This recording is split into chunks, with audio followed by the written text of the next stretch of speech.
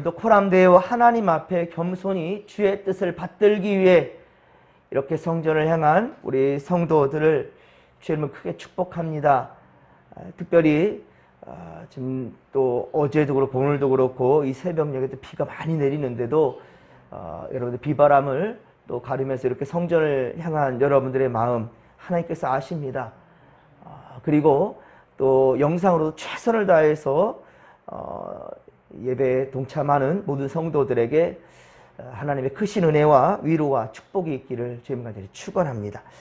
오늘 주시는 말씀은 느헤미야 8장 1에서 12절까지 말씀으로, 자 이제 하나님 앞에 모여 함께 말씀을 듣고 예배하는 귀한 모습입니다. 느헤미야는 3차 바벨론 포로 귀환의 지도자로서 수많은 적들의 공격 속에서도 그렇게 성전 건축에, 성벽 건축에 그 사명을 끝까지 완수하였습니다. 그리고 느헤미야 7장 5절, 느헤미야 7장 앞서 5절에 보았듯이 하나님께서 마음에 감동을 주시기를 1차 포로 귀환에서의 그 부모 혹은 그때 조부모 세대들의 이름을 그렇게 확인을 하고 계보대로 다시금 등록하게 하였습니다. 그 이유인즉슨 바로 포로 귀환의 1세대들, 그들이 이 성전을 얼마나 사랑했는지, 이 예루살렘 성전을 얼마나 그리워했는지, 그리고 그들이 얼마나 수고하여 성전을 완공하기 이르렀는지 그것을 가르쳐주기 위해서 애교심을 바로 교포 2세, 3세대들에게, 이 젊은이들, 이들은 지금 예루살렘이 어떻게 무너졌는지를 알지 못하고 어떻게 성전이 건축되는지 그 과정을 구체적으로 잘 알지 못하거든요. 그러기에 이것을 가르쳐주기 위하여서 바로 특별히 1차 포로 귀환의 명단을 확인하고 그렇게 등록시키는 일을 했단 말입니다. 그리고 제사장들과 레위인들을 앞세우고 이제 예배를 회복하고자 하는 느헤미야의 그 마음을 우리가 오늘 또 엿볼 수가 있겠습니다. 특별히 눈여겨보아야 될 것은 매 순간 느디님 사람들의 이 열정과 그리고 그들의 이름이 등장하는 것을 우리가 볼 수 있겠습니다. 성전에서는 오직 레위인들만 그렇게 일할 수가 있었는데, 이 느디님 사람들은 이방 사람이었습니다. 하지만 이스라엘 백성들로 귀화한 사람이랬죠. 이 사람들이 바로 레위인들 곁에서 보조 역할을 하면서 성전의 일을 감당했다는 말이에요. 어제도 말씀드렸지만 여러분, 나귀, 특히 이 나귀 새끼, 예수님께서 예루살렘에 입성할 때 그 나귀는 이 성전에 들어올 수 없는 동물입니다. 그런데도 불구하고 예수님이 그 나귀 새끼를 택해버리니까 그조차 많은 사람들의 경배를 받을 수밖에 없었다는 거예요. 예, 귀하게 쓰임받았다는 것입니다. 존귀함을 받을 수가 있게 되었다는 것이죠. 여러분, 성전에 이 법전, 이 법전을 부관하는 이 법궤, 이 법궤는 무엇으로 만든다 했으면 예전에 우리가 신명기 말씀을 통해서도 출애굽기 말씀을 통해서 우리가 확인했었지만, 이 법전을 부관하는 이 법궤, 이것은 조각목으로 만들었어요. 좀 더 멋진 백향목으로 만들었으면 참 좋았겠다라는 생각이 들지만 아닙니다. 바로 나무 중에 목재로 쓸 수 없는 조각목, 지금 우리로 말한다면 이 아카시아 나무. 이 아카시아 나무는요, 이 뒤틀리기 쉬운 나무입니다. 뒤틀리기 쉬운 나무를 어떻게 이런 목재를 쓸 수 있겠습니까? 말이 안 되는 거예요. 그런데 하나님은 특별히 이 법궤를 백향목이 아닌 조각목의 아카시아 나무로 만들라 했다는 거예요. 그러나 하나님은 그 조각목에 또한 순금을 입히게 했습니다. 별로 쓸모없는 나무라고 생각할 수 있는데 그것을 하나님이 택하셨고 그것에 뭐 했다고요? 순금을 입혔다. 순금을. 떡상도 마찬가지입니다. 떡상도 마찬가지로 아카시아 나무를 사용하였고요. 거기에 순금을 입히고 테두리도 금으로 입히게 했다라는 것입니다.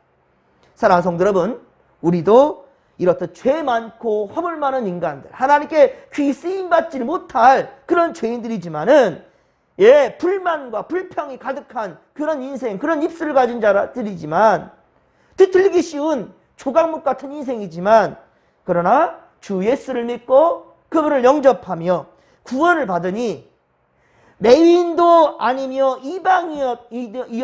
이방인이었던 느디님 사람들, 그들처럼 우리도 귀하게 쓰임받는 존재들이 얼마든지 될 수 있다라는 거예요. 이스라엘 백성들은 예루살렘 성의 성곽 재건 공사를 다 끝내고 그 성에 거주하였는데, 오늘 본문 1절과 2절, 느헤미야 8장 1절 2절에 보면 이때가 언제였습니까? 7월 바로 초하루라고 기록되고 있죠.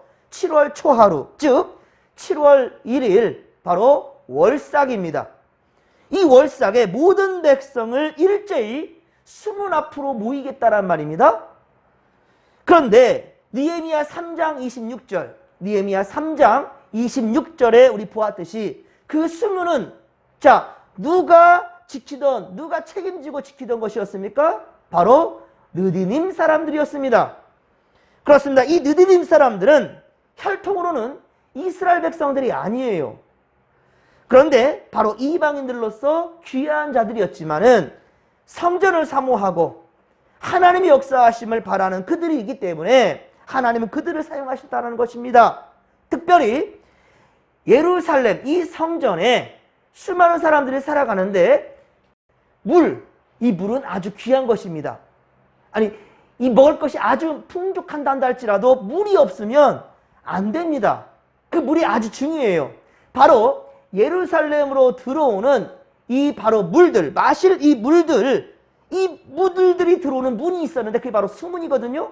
이 수문을 지키던 사람들이 예루살렘의 온 백성들의 생명줄인 물이 드나드는 이 수문을 지키던 사람들이 느디님 사람들이었단 말입니다.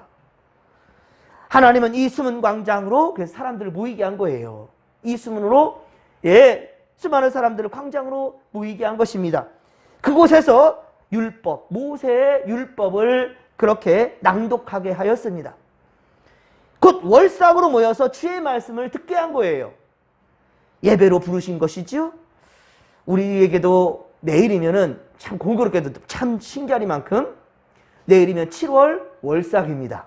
7월 월삭. 오늘 지금 본문 1절과 2절에 보듯이 이때가 바로 7월 월삭이거든요. 참 신기하리만큼 내일이 7월 월삭이에요. 내일 진목교회 성전에서 온 성도들이 이렇게 수문 광장에 모든 백성들이 모였던 것처럼 우리도 내일 성전에 올라 진목교회에서 함께 말씀과 기도로 새 달을 그렇게 맞이할 수 있기를 주님의 간절히 축원합니다. 느헤미야는 끊임없는 공격과 테러의 위험에도 불구하고 목숨을 걸고 무너진 성벽 공사, 그것을 완수했단 말입니다. 그리고 성문을 닫았고 모든 것을 성공적으로 그렇게 완수했습니다. 그러나 자기의 공을 높이 평가하거나 그렇게 총독으로서의 권위를 내세우지도 않습니다. 사실 이때 이 지금 상황 가운데 가장 실권자는 느헤미야. 아닥사스다 왕이 총독의 권한을 주었기 때문에 아닥사스다 이름으로 무엇이든 할 수 있는 절대 권력을 가진 자가 느헤미야에 있단 말입니다.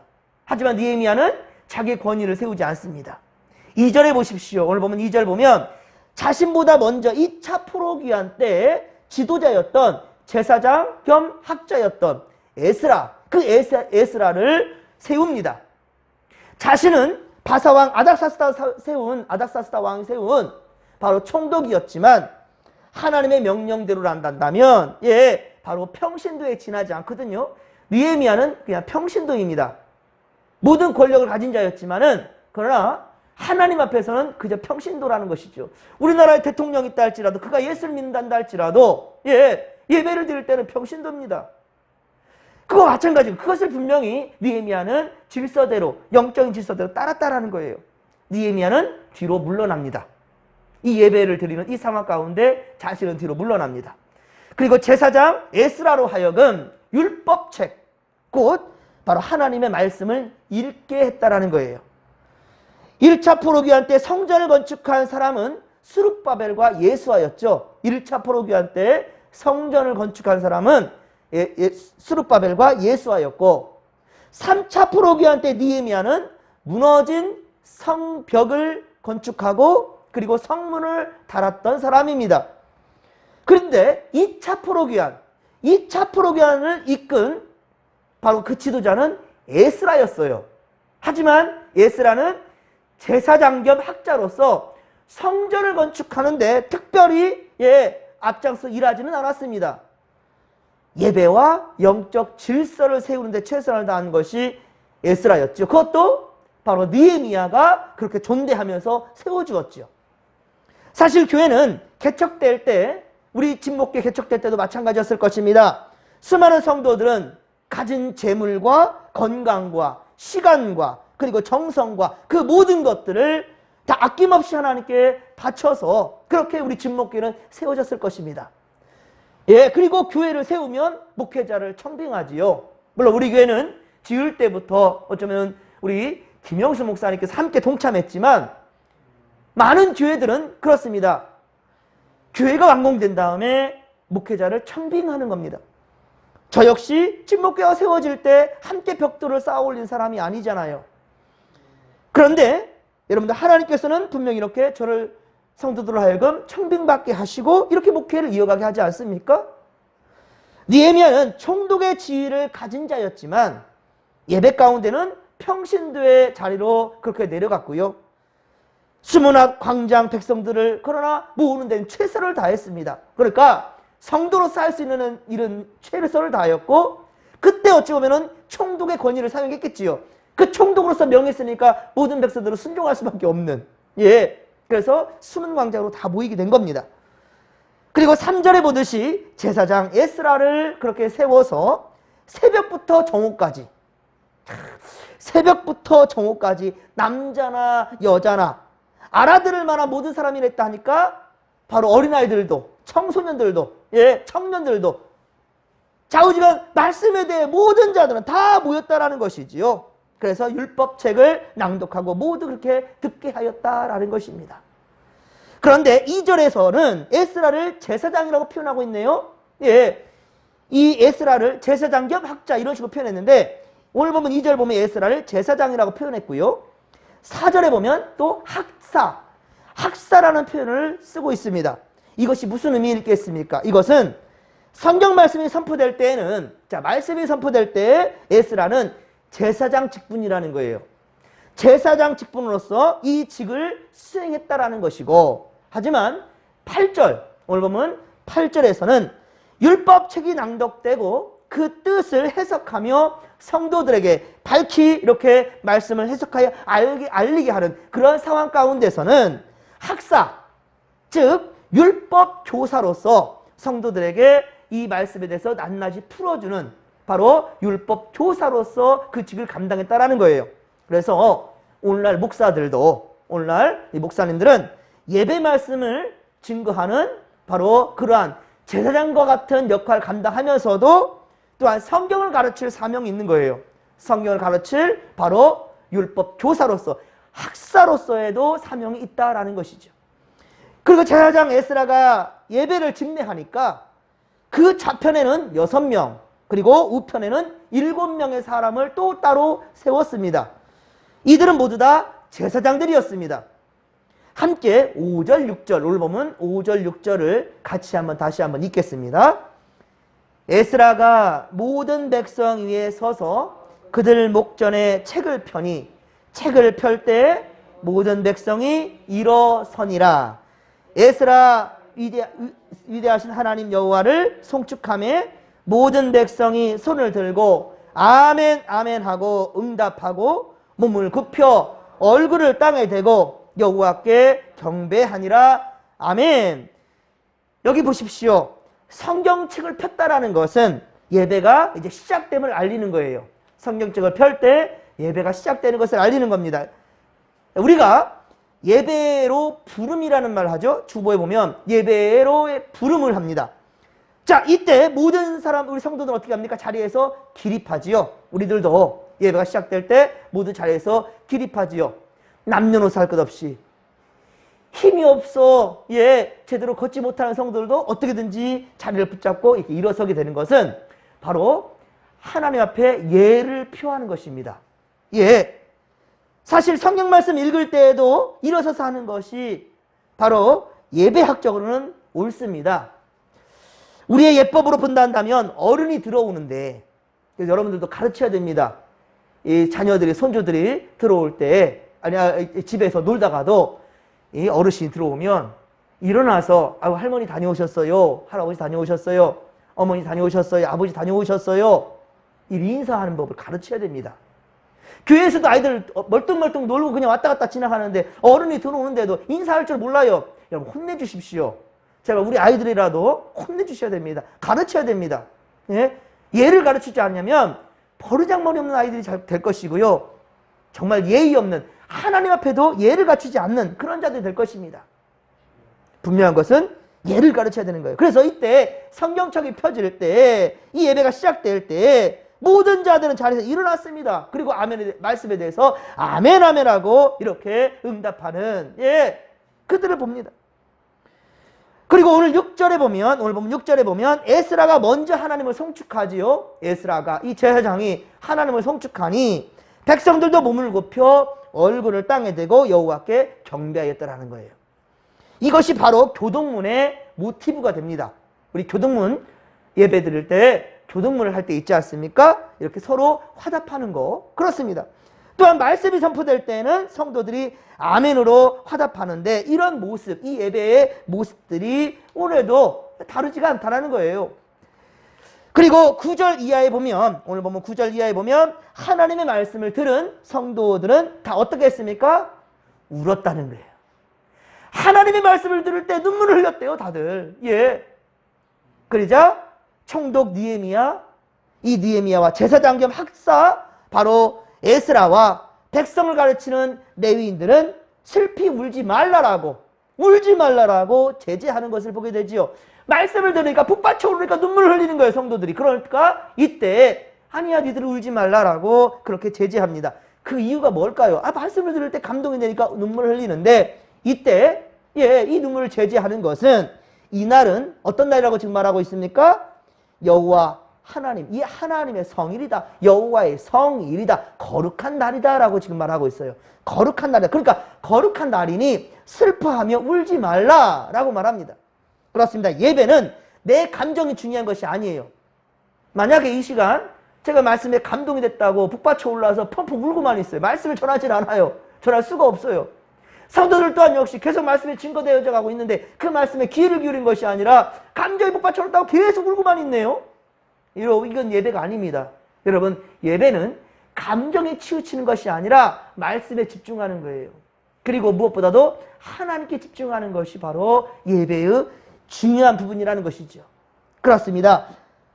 물론 여러분들 이 예배, 이 성이나 이것을 우리가 생각할 때 주님의 날로서 우리가 생각해 볼 수 있을 텐데요.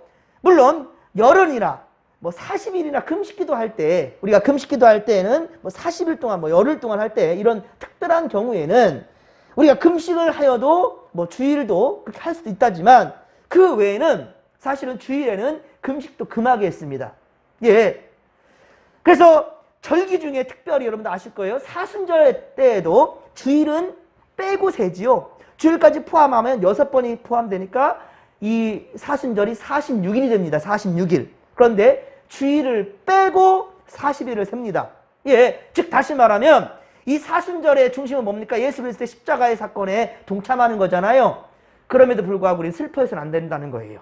예, 그래서 사순절 기간 동안에도 주일만큼은 슬퍼하지 않는다 해서 사순절에 뺀다는 것입니다. 그렇습니다. 이만큼이나 주님의 날은 중요해요.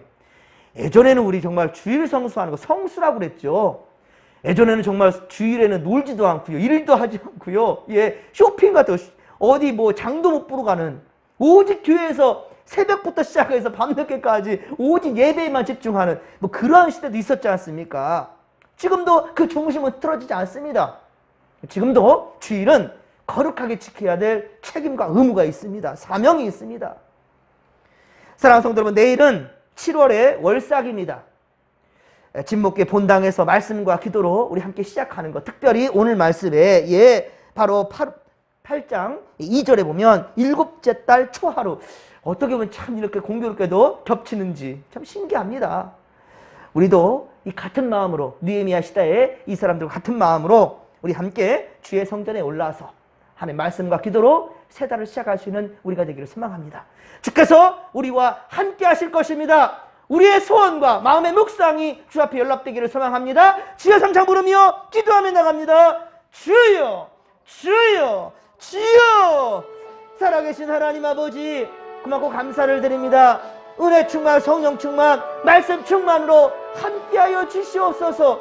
우리의 어리석어서 항상 육신의 생각과 세상의 방법을 따르려고 하는데, 하나님 아버지여, 우리에게 더 열심히 있는 믿음을 주셔서 성전을 사랑하고 예배를 귀히 여기는 성도를 되게 하여 주옵소서. 너희는 먼저 그의 나라와 그의 의를 구하라. 그리하면 이 모든 것을 너에게 더하시리라. 할렐루야. 주님 말씀하셨나이다. 우리가 먼저 구할 것, 하나님을 먼저 구하게 하시고 하나님이 기뻐하시는 일을 할 수 있는 우리가 되게 하여 주시옵소서. 하나님 중심, 말씀 중심, 하나님 아버지여, 교회 중심, 예배 중심이 되었다면 우리에게 이루어지는 모든 것들이 하나님의 영광이 될 줄로 믿습니다. 우리가 형통한 인생을 살 줄 믿습니다. 주여, 우리 아프시게 하다가도 싸매어 주시는 하나님의 은총과 그 은혜가 하나님 아버지 오늘 우리에게 있기를 원하나이다. 가슴이 아프고 마음이 상한 심령들이 있습니까? 주여 위로하여 주시옵기를 원합니다. 하나님께서 반드시 우리 성도들과 함께하여 주실 줄로 믿습니다.